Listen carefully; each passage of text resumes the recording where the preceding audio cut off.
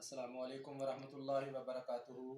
जी नाज़रीन, मैं हकीम हाफिज़ नासर यूट्यूब चैनल से आपसे मुखातिब हूँ।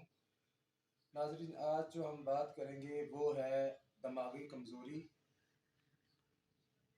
जो दोस्त ऑफिस वगैरह में काम करते हैं, दिन भर कंप्यूटर वगैरह या इसमें करते हैं, ज़हनी थकावट की वजह से रात को नींद नहीं पूरी होती और दिमाग बहुत कमज़ोर हो जाता है, दिन ब दिन कमज़ोरी बढ़ती जाती है। और आज हम उनके लिए एक नुस्खा लेके आए हैं। नुस्खा आप दोस्त नोट फरमा लें, बिल्कुल ही सस्ता नुस्खा है और इसका रिज़ल्ट जो है वो कमाल का है। तो आप नुस्खा नोट फरमाएं।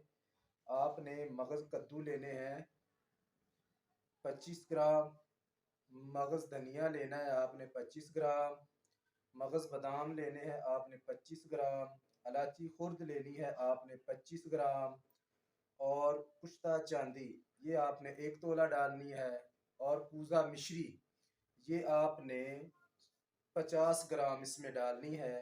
और रात को सोते वक्त चाय वाला 1 चम्मच नीम गर्म दूध के साथ आपने इस्तेमाल करना है।